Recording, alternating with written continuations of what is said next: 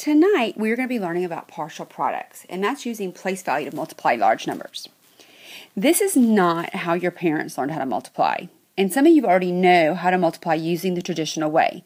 The traditional way is called the standard algorithm. We're going to learn how to do that. But before we learn how to do that, I want you to understand why the traditional way works. So, we're going to learn some understanding before we actually learn how the process of traditional multiplication works. So, kind of ignore everything that you know. I know your parents are going to want to tell you, hey, do it this way. This is a faster, easier way. And it is for some people. But just learning the process does not mean you understand it. So, today we're working on understanding. So, stay with me.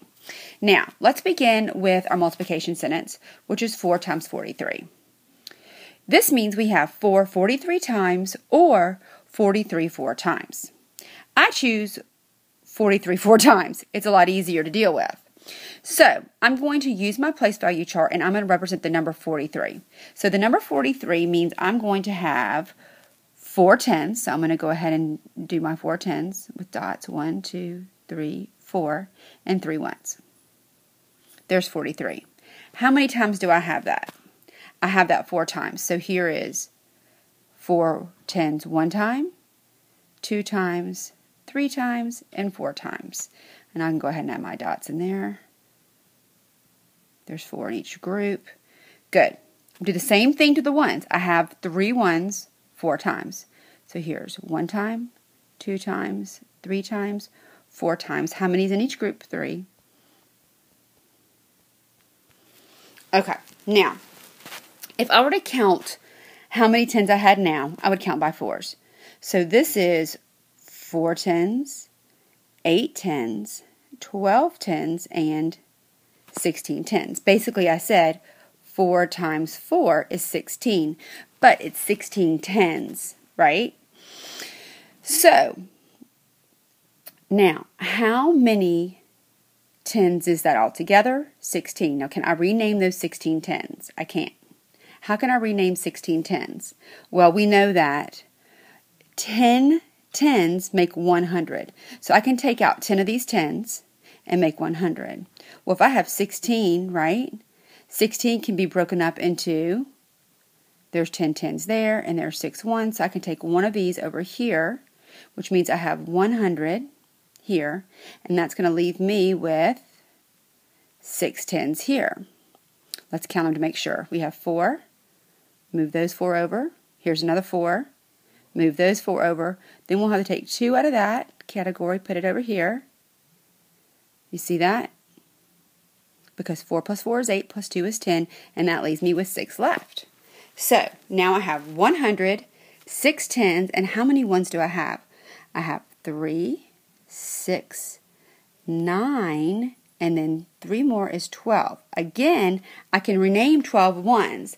I can take this 1 10 right here and move it to the tens category. So that now doesn't make 6 ones, it makes 7 ones, which leaves me with 2, I'm sorry, I said 7 ones. I meant 7 tens, but leaves me with 2 ones. Let's count it to make sure. So we're going to move 10 over. There's 3, 6, 9, move that one right over there too. That's 10 ones moved over there, which makes 1 10, and that gives me 2 ones left. So, this is a mess. What is my number? My number is, I have 100, I have 7 tens, and I have 2 ones. So what is 4 times 43? It's 172. Now, I'm going to show you a little bit different of a way to do this. Watch this. If I break apart my number, 43, into 40 plus 3, watch. 40 times 4 is what? That equals 4 times 4 is my basic fact, 160. Then I have what do I have left? I have 3, right? Now I'm going to multiply 3 times 4. 3 times 4 is 12. Now I'm going to take this number that I broke apart and put it back together. I'm going to put 160 plus 12 back together. And guess what it equals? 172. The exact same answer I got there. I want you to try part B for number 1 now, and then we'll check your answer at school tomorrow. When you're done with that, press play to continue. Now we're going to move on to number 2. Number 2 is basically reading the chart that we have and filling in some blanks. So let's do that. We have how many hundreds? We have 4 hundreds.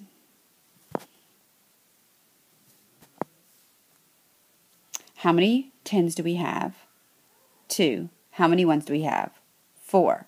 What are we multiplying that by? We're multiplying that by 2, which means we need 2 groups of each one. There's 4 here, 2 here, 4 there, which changes our number to 8 hundreds, 4 tens, and 8 ones. So I already know that 424 is 848. So what did we do? Okay, so we took 2. We took 2 and we multiplied it 3 different times. We multiply it times the hundreds, so 2 times 4 hundreds, and abbreviate that. 2 times 2 tens, you got that, plus 2 times 4 ones. Now, what does that look like over here? On the side, right here. On the side, we basically have 2 times how many ones? 4. All right. What would that equal? What is 2 times 4 1 going to equal? It equals 8. Now we're going to say 2 times 2 tens. And what does that equal? That equals 4. And then we have 2. We're going to multiply 2 again, because we're going to do that 3 different times for each of our place values. 2 times 4 hundreds. And that also equals 8. But this doesn't equal 8, does it? And that in the tens doesn't equal 4, does it? So I need to be careful when I do that I can't just say 8 and 4, because that's not really what it is. 2 tens is 20, correct? So 2 times 20 is 40. 400 2 times 4 is 8, but it's in the hundreds place, so it's 800. Now we're going to add all those back up. This will be 8, this will be 4, this will be 80. That's 848. Now let's use our expanded form to do it. Break up 424, 400 plus 20 plus 4, and we're going to multiply this number times 2, which means we're going to take 2 and we're going to distribute it, we're going to make it multiply times each of those numbers. What's 2 times 400? That's 800. What's 2 times 20? Well, 2 times 2 is 4. Add your 0, 40. Plus, what's 2 times 4? 8. When you add that together, again, you get 848. Go ahead now and work 2B.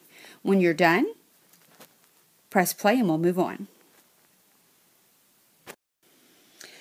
Alright, so now we're going to start multiplying without using the place value chart. We don't need it. Why? Because 63 times 5 is 63 5 times. So if we break up 63 into 60 plus 3, it'll give us 2 easy facts that we really know. We're going to take that 5 and we're going to multiply it times 60, and then we're going to take that 5 again and then multiply it times 3. We know what's 5 times. We know the answer to 5 times 60. We know the answer to 5 times 3. So all we have to do after we do those things is to put them back together. So we know 60 times 5 is 300. We know 3 times 5 is 15. When we put it all back together, we're going to say 300 plus 15 is 315. It's very simple. So step 1 is to break apart the number in expanded form. So we're going to expand. Then step 2 is to multiply each of the expanded parts. So you're going to multiply what? Say it with me.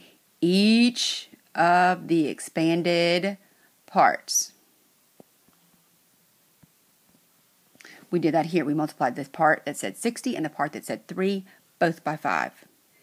Then, after we do that, we're going to add the sums. So whatever answers we got when we multiplied, which is 315, we're going to add together. I want you to go ahead now and do the next problem on your own. When you're finished, press play, and we will keep on going. Now what we're going to do is we're moving on to bigger and better things. Well, maybe not bigger and better, but a 3-digit number instead of a 2-digit number. We're going to multiply 543 times 3. We're going to do it using partial products, just like we did with the 2-digit number. So step 1 was to, hope you said it, expand 543. So we're going to break it apart. That'll equal 500 plus 40 plus 3. We're going to make sure that we put that in parentheses to show that's what we're doing, and that we're still going to be multiplying that same number by 3. This expression right here says the same thing as this one does. Now, what do we do next? Okay, hopefully you said multiply all the parts by 3, which means we're going to multiply 500 times 3, 40 times 3, and 3 times 3. 500 times 3, I want you to write that answer down. I'm not going to give it to you. I think you can do that on your own. 40 times 3, write that answer down too. And 3 times 3, write that down. Now, what's that next step? After you have all 3 of these answers, what do? You add them back together. We expanded them, we broke them apart to make it easier. Now we're going to put them back together. Put those back together, and then answer 4B. When you're finished with those, hit play again, and we're going to move on to the next problem set. Now we're moving on to a 4-digit by 1-digit multiplication problem. What I would like for you to do is I would like for you to solve this on your own and then hit play to watch me solve it. Remember, you're going to use the partial product method by using expanded form first, then multiplying each of the parts by 4, and then adding them together. Go ahead and do that now.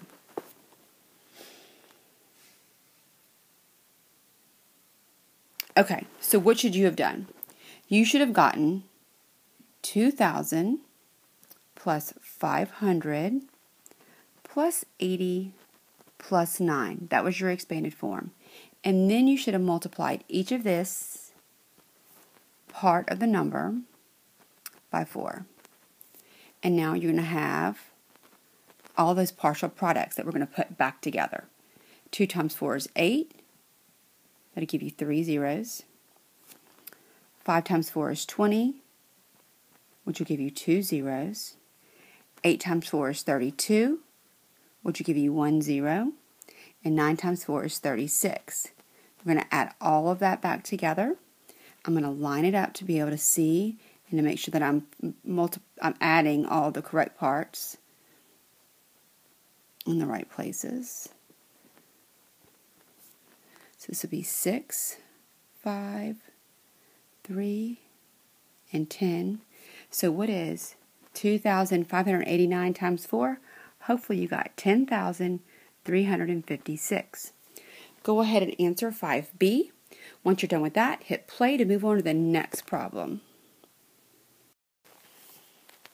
Okay, this next problem you're going to do on your own. I just want to talk you through it before you do it. Let's read it together real quick. Cindy says she found a shortcut before doing multiplication problems. When she multiplies 3 times 24, she says 3 times 4 is 12 ones, or 1 10 and 2 ones. Then there's just 2 tens left in 24, so add it up and you get 3 tens and 2 ones.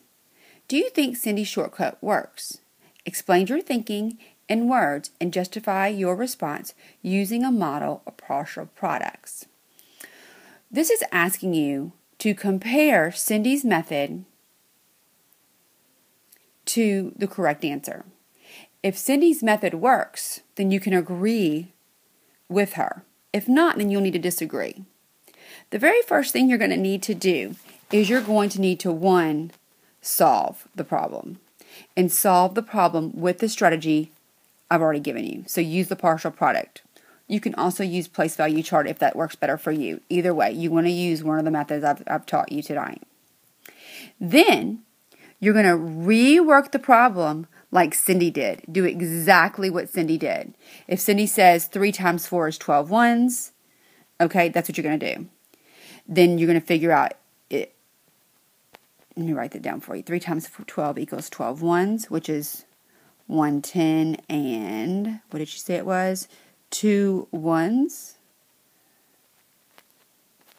It's hard to write that right there. We'll just leave it there. And then there is just 2 tens left in 24. So if you add it all up, you'll get 3 tens. So 2 tens plus the 110 is 3 tens, right? And 2 ones, because that's all that was left, which equals 3 tens and 2 ones equals 32. And that's what Sydney got. So I want you to compare yours to hers and then explain why or why it did not work. So I'm giving you how to show Cindy's work here. You're going to compare that to how you're going to solve the problem here. And then you need to write about it. You're going to explain, and this is where we're having problems. You're thinking in words and justify your response. I want you to do it, but it says the word and for those of you that says, well, it says or, but it does say and. You always need to do both anyway, just to make sure your explanation is clear. So you need to explain. That is not telling me that she's right or wrong. It's telling me why. Why is she right or why is she wrong? Give me an exact detailed spot where she went wrong and what she could have done to make her shortcut work better. Okay, have fun with that. I will see you tomorrow ready to go over this problem.